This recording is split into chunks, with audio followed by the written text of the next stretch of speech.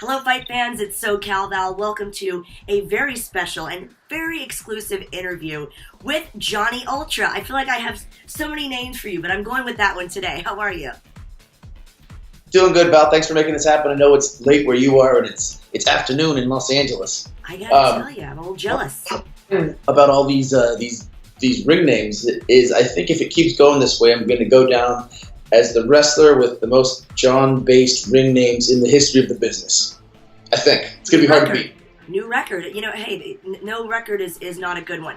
Yeah, I'm a little jealous looking at that LA weather, man. It's dark and gloomy. Everyone's sick here in London, and you're just living the life out there. Look at you. 70 degrees and sunny every day. All every day. Amazing. Well, we are here to talk about something from Los Angeles, a new promotion to Fight TV that is a Los Angeles-based promotion. First of all, PCW Ultra is on everyone's minds here at Fight TV. We are so excited for this weekend's event. We actually did a special video on Sports Illustrated, SI.com, illustrating the top 10 reasons you should tune into PCW. But of course, you are the main reason. And if you can shed some light on PCW, it's new to Fight. So what can fans expect from the promotion? Well, first of all, I mean, you got to say I'm the main reason because this is my interview. Yeah. So PCW not only is I wouldn't even say it's like a new fed in Los Angeles because this is going to be its 2-year anniversary coming up this Friday, January 19th. Not only is the show in Los Angeles, but it's specifically like 5 minutes from where I'm from in San Pedro. So it's not just like I'm from Los Angeles. It's like literally from my neighborhood, Wow. which is crazy to me. I drove by this area like on the freeway all the time, going to soccer practice and wrestling meets when I was a kid, and then like wrestling in high school and track meets in high school. It's a dream come true for me to wrestle that close to home. And on top of that, PCW, in my opinion, has taken over as the premier independent wrestling federation in Los Angeles. And obviously now, if it keeps going the way it's going, you might not even be able to call it an independent wrestling federation or promotion for that much longer. It's new to Fight. This is going to be live on Fight TV. The main event of this January 19th show is Johnny Ultra, the Death Machine, Sami Callihan, versus Penta El Zero Miedo and the Great Muda. WTF. I mean, this is like it's got to be a dream match for wrestling fans. For me, it's absolutely a dream match. I never thought that in my career I was going to be able to step into the ring with the Great Muda, and I can't tell you how excited I am for this Friday. We are so excited as well, and the Great Muda, you know, we did mention that specifically in one of the reasons to tune in. That's just an amazing bonus as well. But we did take our questions to Twitter, and we had so many fans writing in, a testament to your popularity, sir. And we got some really, really fun ones. And I want to start with one from Kendall Matthews, and you sort of touched on this. He asks, you're facing the Great Muda. Do you have a favorite match of his or a memory of seeing him wrestle? Muda memories. Hashtag. I feel like I've always was enamored with his mist. Like the mist that the Muda mist was something that I always thought was magical and revolutionary. The way he did it and what he did with it. And as far as like my favorite Muda match of all time, I think that's going to happen this Friday at PCW. Fantastic. I love that answer.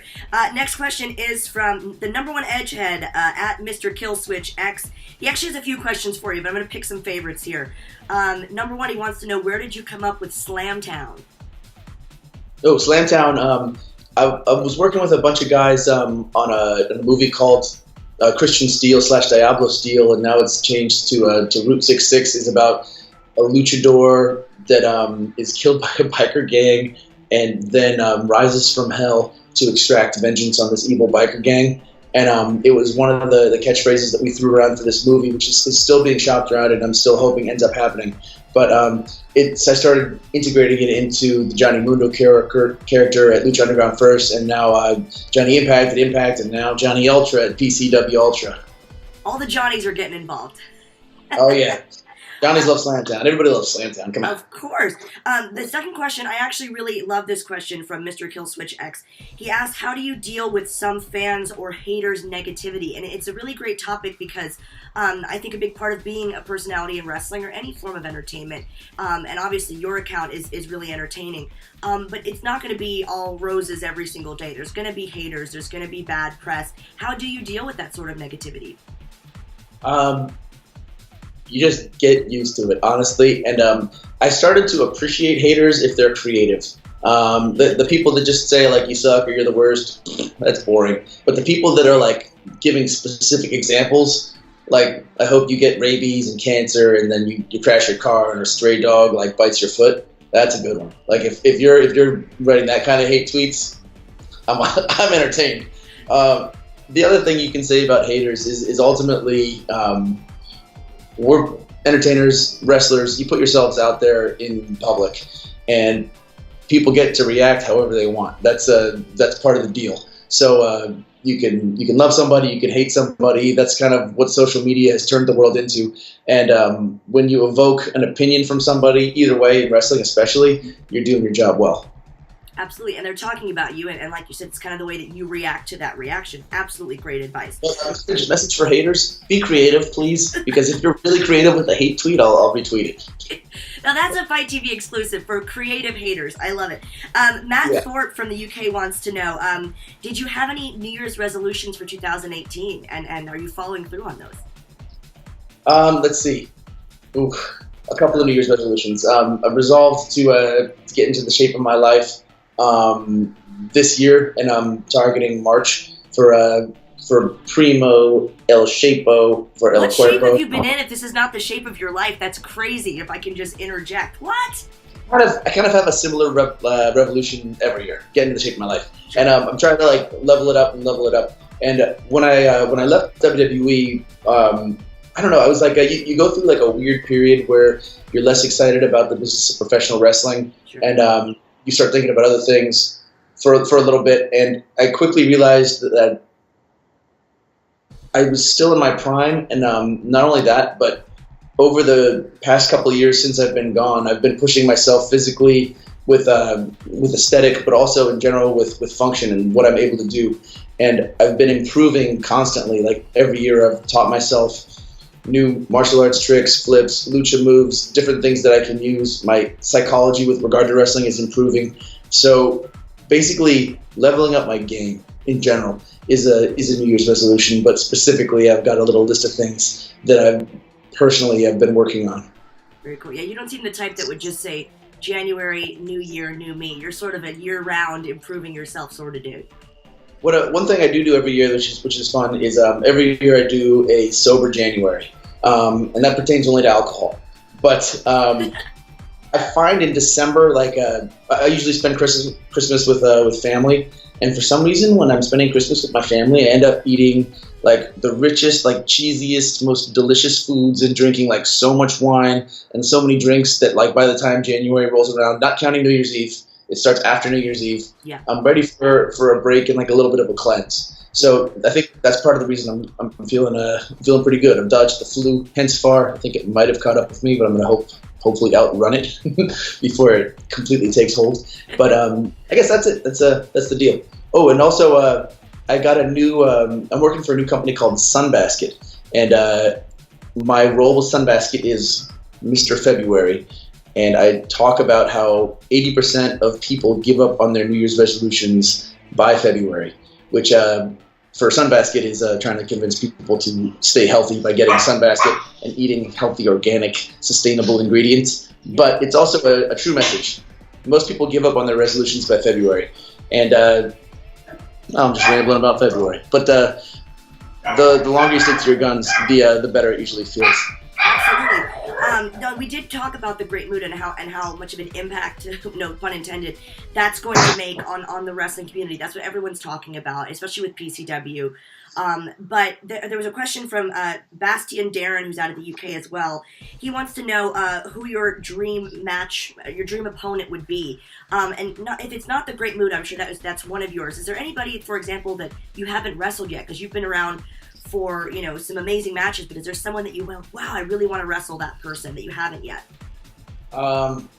It's hard to pick just one dream opponent.